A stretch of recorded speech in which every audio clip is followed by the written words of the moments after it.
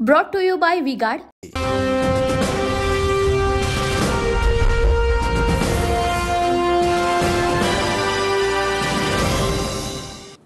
नमस्कार, मी सागर जोशी. TV9 मराठीच्या देश महाराष्ट्रमध्ये आपलं स्वागत. शिवसेना ठाकरे गटाचं मुखपत्र असलेल्या सामनाच्या रोखठोकमधून भाजपच्या अंतर्गत राजकारणावर आता मोठे दावे करण्यात आले आहेत. नितीन गडकरी आणि योगी आदित्यनाथ यांच्याबाबत हे दावे करण्यात आले आहेत. नितीन गडकरी यांच्या पराभवासाठी मोदी, शहा आणि फडणवीसांनी एकत्र प्रयत्न केल्याचा दावा सामनाच्या रोखठोकमधून करण्यात आला आहे. तर अमित शहांच्या हाती सत्ता आली तर ते योगींना घरी पाठवतील असाही दावा या सामनामधून करण्यात आलेला आहे. आणि आता यावरून सत्ताधारी आणि विरोधकांमध्ये जोरदार वार पलटवार सुरू आहे.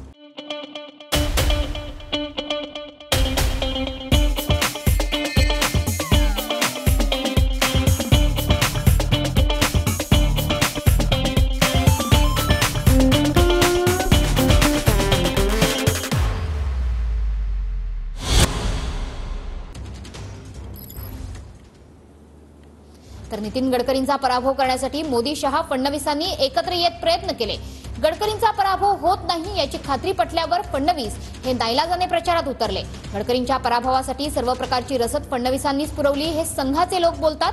अमित शहांच्या हाती पुन्हा सत्ता आली तर ते उत्तर प्रदेशचे मुख्यमंत्री योगी आदित्यनाथांनाही घरी पाठवतील.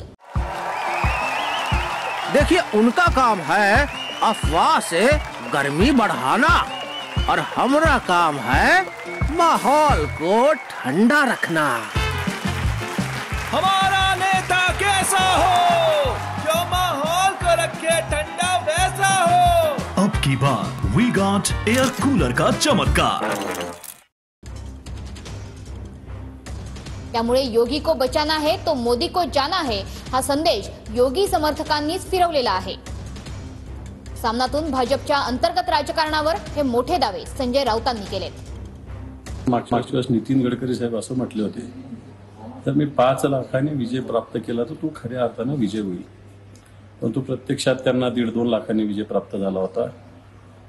आणि यावेळेसही अशीच परिस्थिती वेगवेगळ्या राजकीय पद्धतीनं ज्या बऱ्याच भारतीय जनता पार्टीच्या नियंत्रणात असतात याच्यावर नियंत्रण न ठेवता त्यांनी नितीन गडकरींच्या विरोधात कशा पद्धतीनं काम करावं अशाच पद्धतीनं या यंत्रणांना एका अर्थानं निर्देश दिल्याचं लक्षात येतं. त्यांनी काही उमेदवाराकडून पैसे घेऊन त्यांना तिकीट वाटलेले आहे. त्यामुळे पराभवाच्या छायात असलेला हा उबाटा गट आता बेछूटपणे आरोप करायला सुरुवात करतोय.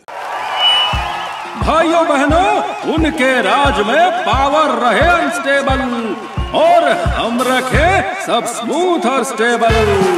हमारा नेता कैसा हो जो स्टेबल पावर दे वैसा हो. अब की बार वी गॉट एसी स्टेबलाइजर का चमत्कार. आणि आरोप काय करतोय, एकनाथ शिंदे साहेबांनी 25-30 कोटी रुपये वाटले. याचा अर्थ असा आहे की त्यांनी त्या जे काही उमेदवार उभे केलेत एकनाथ शिंदे साहेबांनी, त्यांना शिंदे साहेबांनी जरूर सपोर्ट केलाय हा तर नेमका अर्थ आहे.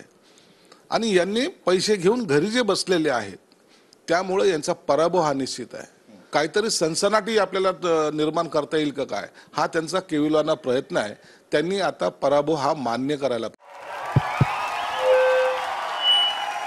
उनका बैकअप सिर्फ कल तक और हमारा चांद तक. हमारा नेता कैसा हो जो नॉन स्टॉप बैकअप दे वैसा हो. अब की बार वी गॉट इन्वर्टर बैटरी का चमत्कार. आज सामनामधून वेगवेगळ्या पद्धतीने टीका करण्यात आलेली आहे. कारण की ज्या पद्धतीने लोकसभेच्या निवडणुका झालेल्या आहेत आणि या निवडणुकीमध्ये जे कुठेतरी आहे ते तुम्ही प्रत्येक मतदारसंघ होण्यासाठी 20 ते 25 कोटी रुपये खर्च केला असा देखील एक दावा. अरे एवढे दिवस का लावले आरोप करायला. आता 20 तारखेला इलेक्शन झालं ना. पण 20 तारीख झाली आत्ता जाग आली का काय. अरे बा, आता नाले सफाई आम्ही करतोय. तिजोरी साफ करण्याची ज्यांना सवय आहे आम्ही नाले सफाई तर करू द्या आम्हाला. हे संपूर्ण नागपूरला माहित आहे की माननीय नितीन गडकरी यांना हरवण्यासाठी ते पराजय त्यांचा झाला पाहिजे याच्यासाठी त्यांच्याच पक्षाच्या लोकांनी काम केलं. सर्व नागपूरमध्ये चर्चा आहे. खरी गोष्ट आहे. संजय राऊतांनी जे सांगितलं ते 100% खरी गोष्ट आहे. नितीन गडकरी पराभूत झाले पाहिजे याच्यासाठी काँग्रेस आणि यांनी तर आम्ही काम केलं सर्वांनी. पण आमच्यापेक्षा सुद्धा 2 पावलं पुढं त्यांच्याच पक्षाचे काही जे देवेंद्र फडणवीस यांचे कार्यकर्ते होते ते होते. एका अर्थानं त्यांना रसद पुरवण्यात आली की देवेंद्र फडणवीस पडले पाहिजे. फक्त सनसनाटी निर्माण करणारी बातमी आहे. पहिल्यांदा खोटं बघायची सवय होती, आता ते व्यसन झालं. एखादा दिवस संजय राऊत साहेब जर खोटं बघू शकले नाही तर मला वाटतं की त्यांना कसतरी होत असावं आणि म्हणून हे व्यसन गागलं. आमच्या पक्षामध्ये मीठ कागवता येईल का याचा असफल प्रयत्न हा सुपीक डोक्यातून नापीक आयडिया करून ते करताय. संघाच्या वर्तुळात चर्चा आहे म्हटली अशी. आणि संघ म्हणजे जर संजय राऊत स्वतः संघ स्वयंसेवक असेल आणि त्यांच्या कुटुंबात चर्चा झाली असेल तर मला माहीत नाही. भाजपाशी त्यांचं काय दुखणं आहे त्यांनी तिकडे निपटावं, परंतु महायुतीचा धर्म, महाविकास आघाडीचा धर्म पाळण्यासाठी जे बंधन आहे ते लावायला तर आम्हाला बोलायला का, आम्ही राऊतच्या विरोधात खूप बोलू शकतो. निवडणुकीच्या तोंडावर तुम्ही गडकरी इथले उमेदवार त्यांची प्रशंसा करत होते, त्याच्यानंतर निवडणूक झाल्यावरही त्यांचीच प्रशंसा. तुम्ही महाविकास आघाडीमध्ये आले कशाला? गडकरीसोबत दुसरा पक्ष काढून महाविकास आघाडी करायची होती. मला वाटतं त्यांनी आपल्या बोलण्यावर तालतंत्र द्यावं. नागपूरच्या विषयात त्यांना कवडीचंही माहीत नाही. मी कोणाची रसद घेण्यात काय भिकार नाही आहे. 9 इलेक्शन लढून झालो मी. आणि जर महाविकास आघाडीतला एक पक्ष अशा पद्धतीनं बोलत असेल तर त्या काँग्रेस पक्षाने आपला विचार करावा आणि यांना समज द्यावी अशी माझी मागणी राहणार आहे. मी आजच रमेश चेन्नीतलाजींना पत्र लावून या संदर्भात हे असं लिहिण्यामागचा उद्देश काय आणि मग तुम्ही का गडकरीच्या फेवरचे होते काय हे सुद्धा विचारणार आहे मी. सामनाच्या रोखठोकमधून अजून एक मोठा आरोप करण्यात आला आहे. अजित पवारांनी उभे केलेले उमेदवार निवडून येऊ नये यासाठी मुख्यमंत्री एकनाथ शिंदे यांच्याकडून प्रयत्न झाल्याचा दावा सामनामधून करण्यात आला. शिंदेंनी प्रत्येक मतदारसंघामध्ये 25 ते 30 कोटी रुपये वाटल्याचा आरोप देखील सामनाच्या रोखठोकमधून करण्यात आला. तर हा जावई शोध कुणी लावला? सामनातल्या आरोपांवर शिंदेंनी हे उत्तर दिलंय. तर शिंदेंच्या कार्यकर्त्यांचं जाणीवपूर्वक दादांविरोधात काम सुरू होतं असा आरोप विरोधी पक्षनेते अंबादास दानवे यांनी केला. एकनाथ शिंदेंनी पैशांचा अफाट वापर या निवडणुकीत केलाय. प्रत्येक मतदारसंघात त्यांनी किमान 25 ते 30 कोटी रुपये वाटलेले आहेत. पुन्हा अनेक उमेदवार पाडण्यासाठी वेगळं बजेट आहे. अजित पवारांचा एकही उमेदवार निवडून येऊ नये यासाठी शिंदे आणि त्यांच्या यंत्रणेने खास प्रयत्न केलेत. अजित पवार ज्या ज्या जागा लढतात त्या ठिकाणी शिंदे गटाने वेगळ्या पद्धतीनं व्यूहरचना करून, जसं आता तुम्ही बारामतीचं बघितलं, पुरंदरचे एकनाथ शिंदे गटाचे होते माजी मंत्री, त्यांनी वक्तव्य सतत करत गेले, सतत वातावरण खराब करत गेले आणि नंतर मनोभावे केलं की आपल्याला तर काही माहीत नाही. परंतु शिंदे गटाने जाणीवपूर्वक त्यांचे कार्यकर्ते, काही यंत्रणा यामार्फत अजितदादांचे उमेदवार निवडून येणार नाही याचा पद्धतशीरपणे प्रयत्न केलेला आहे. हा जावई शोध कोणी लावला? अरे आमची महायुती आहे आणि तुम्हाला सांगतो महायुती मजबूतीने काम करते. निवडणुकांचा रिझल्ट 4 तारखेला येईल तेव्हा कळेल सगळ्यांना, दूध का दूध, पाणी का पाणी. उत्तर प्रदेशचे मुख्यमंत्री योगी आदित्यनाथ यांच्या संदर्भातील दावा देखील आता सामनातून करण्यात आला आहे. त्यावर भाजपनं नेमकी काय प्रतिक्रिया दिली आहे आपण पाहूया. योगीजी हे अमित भाई आणि मोदीजींनी केलेले मुख्यमंत्री आहे. हटवायचं असलं तर त्यांना एका क्षणात हटवता येतं. पण योगीजी या देशाच्या भारतीय जनता पार्टीच्या शीर्षस्थ नेत्यापैकी एक आहे. काय जागा आहे? यांनी जनादेशाचा अवमान 2019ला केला. यांना वाटतं की सर्वच तसे आहे. नाही आहे. देशासाठी मर मिटने वालों की संख्या अभी भी कम नाही आहे. 4 जून नंतर संजय राऊतांचं थोबाड फुटलेलं आपल्याला त्या ठिकाणी दिसेल. कारण योगी आदित्यनाथ यांनी देशाची गरज मोदी आहेत, देशाच्या भविष्यासाठी मोदींची गरज आहे हे जाहीर सभांमधून अनेकदा ठणकावून सांगितलंय. त्याच्यामुळे मोदी योगी असं चित्र उभं करू नका. संजय राऊत आपल्या पक्षाची, आपल्या घराची काळजी त्या ठिकाणी करा. मतमोजणी दिवशी जिल्हाधिकारी आणि तहसीलदार मतमोजणी केंद्रावर नकोत असं पत्र बीडचे महाविकास आघाडीचे उमेदवार बजरंग सोनवणे यांनी निवडणूक आयोगाला लिहिलंय. विरोधकांनी रडीचा डाव खेळण्याचा प्रकार आता सुरू केलाय असा पलटवार त्यानंतर प्रवीण दरेकरांनी केलाय. हे अधिकारी जर मतमोजणीच्या प्रक्रियेत जर मध्ये राहिले तर जाणीवपूर्वक काहीतरी घटना घडवतील. त्याच्यामुळे असं माझं स्वतःचं मत झालंय, यांचं प्रेशर कमी व्हायला पाहिजे आणि यांना या मतमोजणीच्या प्रक्रियेपासून दूर ठेवलं पाहिजे अशी निवडणूक आयोगाला आम्ही मागणी केली. त्याच्यासाठी निवडणूक आयोगाला मी आज पत्र लिहून कळवलेलं आहे की माझी विनंती केली की आपण या सर्वांना निवडणुकीच्या मतमोजणीच्या प्रक्रियेपासून दूर ठेवा आणि माझ्या पहिल्या मागणीची रिपोल करून घ्या. रडीचा डाव खेळण्याचे प्रकार विरोधी पक्षाकडून सुरू आहेत. आता तहसीलदार, जिल्हाधिकारी किंवा निवडणूक यंत्रणेतील जी लोक असतील ते निवडणूक यंत्रणेने ठरवून दिलेले असतात. आपल्या आवडीनिवडीचा किंवा कोण असावा कोण नसावे आपण ठरवत नसतो. त्याच्यामुळे मला वाटतं पराभव समोर दिसतोय, त्या पराभवाची कारणमीमांसा करण्याकरता अशा प्रकारची पाळपुदं बाहेर काढताना दिसते. बीडमध्ये बोगस मतदान करतानाचं अनेक घटना समोर आलेल्या आहेत. बीडमध्ये ज्या पद्धतीनं प्रशासनाच्या यंत्रणेला वेठीस धरलं जातं, प्रशासनातले अधिकारी सत्ताधाऱ्यांना ज्या पद्धतीनं मदत करतात, या ठिकाणी ऑब्झर्व्हर असली पाहिजे. कलेक्टर, डेप्टी कलेक्टर ही यंत्रणा बाजूला असली पाहिजे. या ठिकाणी निष्पक्षपातीपणे काम करणारे बाहेरचे लोक या ठिकाणी असले पाहिजे. ही बजरंग सोनवणेचीच मागणी योग्य अशातला भाग नाही, ही महाराष्ट्रामध्ये सगळ्या ठिकाणी होण्याची आवश्यकता आहे असं मला वाटतं. तर लोकसभा निवडणुकीमध्ये मुख्यमंत्री एकनाथ शिंदे यांनी मोठ्या प्रमाणात पैसे वाटल्याचा आरोप शेतकरी नेते रविकांत तुपकर यांनी केला आहे. मंत्री उदय सामंत हे फक्त पैसे वाटायला होते असा आरोपही तुपकरांनी केला. तर तुपकरांचे आरोप बिनबुडाचे आहेत. तुपकर पराभवाची कारणं शोधतायत असा पलटवार त्यानंतर शिरसाट यांनी लगावला. जिरवीच्या राजकारणामध्ये मोठ्या प्रमाणात या निवडणुकीमध्ये दिसून आला अशी परिस्थिती आहे. आणि जे ते म्हणाले की पैसे वाटले, एकनाथ शिंदेनी तर खूप पैसे वाटले. ते हेलिकॉप्टर पैसे घेऊनच फिरत होतं ना त्यांचं. ते उदय सामंत नावाचे जे कॅबिनेट मंत्री आहे त्यांच्यावर फक्त पैसे नेण्याची आणि आणण्याची जबाबदारी होती. आणि दादागिरीचाही वापर त्यांनी खूप केला.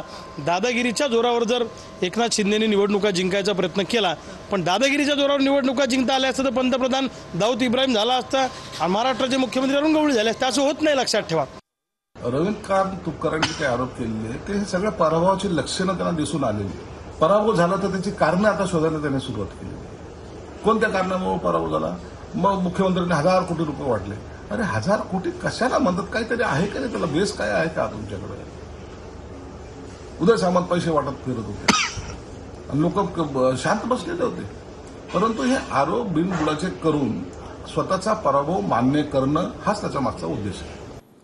दरम्यान 6 जून नंतर शिंदे गटामध्ये मोठ्या प्रमाणात इन्कमिंग सुरू होणार असल्याचा दावा संजय शिरसाट यांनी केला.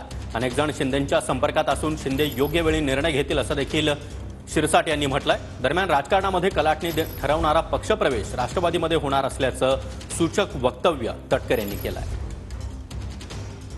आमच्याकडे इन्कमिंग वाढणारच आहे. आमच्याकडची इन्कमिंग आता सुरुवात होईल. 6 तारखेनंतर आमची इन्कमिंग सुरू होईल. त्या संदर्भामध्ये अनेक जण माननीय मुख्यमंत्र्यांच्या संपर्कात आहेत, आमच्या संपर्कात आहेत. आमचं त्यांचं डेली बोलणंही होतंय.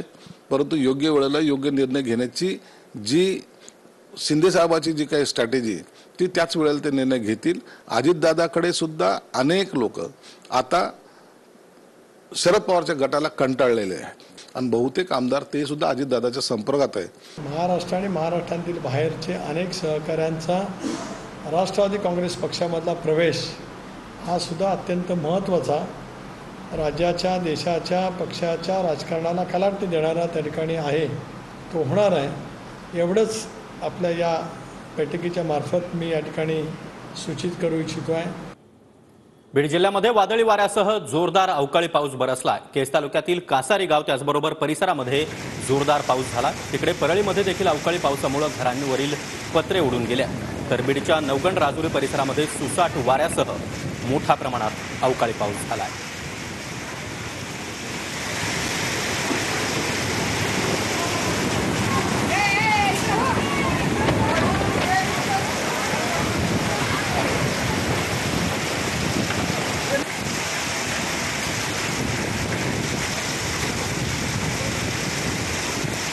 तर तिकडे यवतमाळ जिल्ह्याला देखील चक्रीवादळाचा मोठा फटका बसलाय. आर्णी आणि महागाव तालुक्यामध्ये अचानक झालेल्या चक्रीवादळामुळे प्रचंड प्रमाणात नुकसान झालं आहे.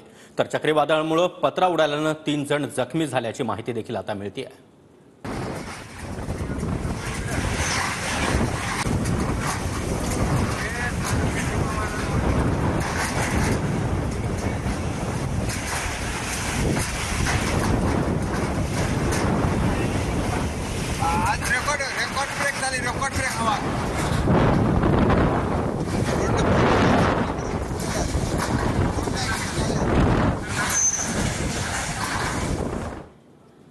आणि आता घेणार आहोत दिवसभरातील महत्त्वाच्या बातम्यांचा वेगवान आढावा.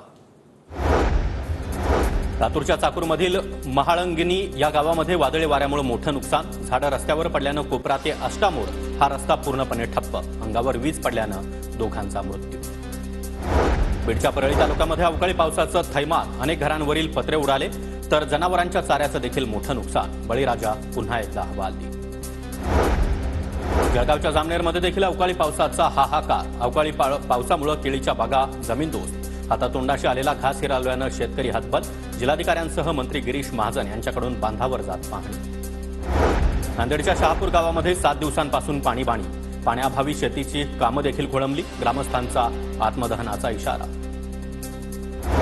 नाशिकच्या बिबलवाडीमध्ये महिलांची रणरणत्या उन्हामध्ये पाण्यासाठी वणवण. पाण्यासाठी कामं सोडून नागरिकांवर पायपीट करण्याची वेळ. इकडे धाराशिवमध्ये देखील टँकरच्या पाण्यासाठी नागरिकांची मोठी धावपळ. टँकरमध्ये पाईप टाकण्यासाठी देखील जीवघेणी कसरत. पुणे महापालिकेच्या निलंबित आरोग्य अधिकारी भगवान पवार यांचं पत्र आता चांगलंच व्हायरल. मंत्री महोदयांकडून नियमबाह्य काम करण्यासाठी माझ्यावर दबाव. पत्रामध्ये एका मंत्र्यावर आरोप. भ्रष्टाचाराच्या खेकड्यानं आता अधिकाऱ्यांना देखील नांग्या मारायला सुरुवात केली आहे. भगवान पवार यांच्या निलंबनावरून रोहित पवार यांची टीका. भ्रष्ट अधिकाऱ्यांचे लाड. प्रामाणिक अधिकाऱ्यांवर कारवाईचा बडगा. शिंदे सरकारच्या टेंडरबाज मंत्र्यांचा प्रताप. भगवान पवार यांच्या निलंबनावरून वडेट्टीवार यांचा सरकारवर हल्लाबोल. कोणालाही अपघात करण्याचं लायसन्स दिलं नाही. कायद्यासमोर सगळे समान. दोषींवर कठोर कारवाई होणार. पुणे अपघात प्रकरणी मुख्यमंत्री शिंदे यांची माहिती. पुण्यामध्ये पब आणि बारवर कारवाई सुरूच. कल्याणीनगरमधील बॅलर पब राज्य उत्पादन शुल्क विभागाकडून सील. रात्री उशिरापर्यंत सुरू असलेला पब आणि बारवर मोठ्या प्रमाणात कारवाई. मी फक्त कंटेंट क्रिएटर आहे. माझ्यावरील गुन्हे मागे घ्यावेत. पुणे अपघात प्रकरणी अल्पवयीन तरुणाचे फेक व्हिडिओ बनवणाऱ्या आर्यनची मागणी. अजित पवारांच्या जनता दरबाराला नागरिकांची मोठी गर्दी. सहयोगी निवासस्थानी नागरिक जमले. अजित पवार यांच्याकडून बारामतीमधील विकास कामांची देखील पाहणी. शिक्षक आणि पदवीधर निवडणुकीच्या पार्श्वभूमीवर नाशिकच्या मालेगावमधील शिक्षकांच्या बैठकांचं सत्र. मालेगावातून पदवीधर निवडणुकीसाठी RD निकम यांच्या नावाची चर्चा. जुन्या पेन्शनसाठी निकम यांनी राज्यभर सायकल रॅली आंदोलन केलं होतं. नाशिकमध्ये बड्या सराफा व्यावसायिकावर आयकर विभागाची छापेमारी. आयकर विभागाच्या छापेमारीमध्ये तब्बल 26 कोटींची रोकड जप्त. 90 कोटींच्या बेहिशोबी मालमत्तेचे दस्तऐवज देखील आयकर विभागाकडून जप्त. जळगावमध्ये ईव्हीएम ठेवलेल्या स्ट्रॉंग रूमचा CCTV डिस्प्ले 4 मिनिटांसाठी बंद. महाविकास आघाडीचे उमेदवार करण पवार यांची माहिती. वीज पुरवठा खंडित झाल्यामुळे 4 मिनिटांसाठी CCTV डिस्प्ले बंद. जिल्हाधिकारी आयुष प्रसाद यांच्याकडून दुजोरा. घाटकोपर होर्डिंग दुर्घटनेतील आरोपी भावेश भिंडेच्या पोलीस कोठडीमध्ये वाढ. भावेश भिंडेला 29 मेपर्यंत पोलीस कोठडी. मुख्यमंत्री एकनाथ शिंदे यांच्याकडून मुंबईतील गाळ काढण्याच्या कामांची पाहणी. पालिका आयुक्त तथा प्रशासक भूषण गगराणी यांची देखील उपस्थिती. साताऱ्यामध्ये निकालाआधी शशिकांत शिंदे यांच्या विजयाचा बॅनर झळकला. मात्र कायदा सुव्यवस्थेचा प्रश्न निर्माण होऊ नये यासाठी कार्यकर्त्यांनीच बॅनर हटवला.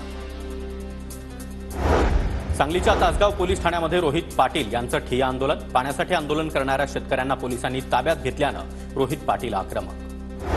सांगलीच्या तासगावमध्ये पाण्यासाठी शेतकऱ्यांचा रास्ता रोको. आंदोलनावेळी शेतकरी आणि पोलिसांमध्ये बाचाबाची.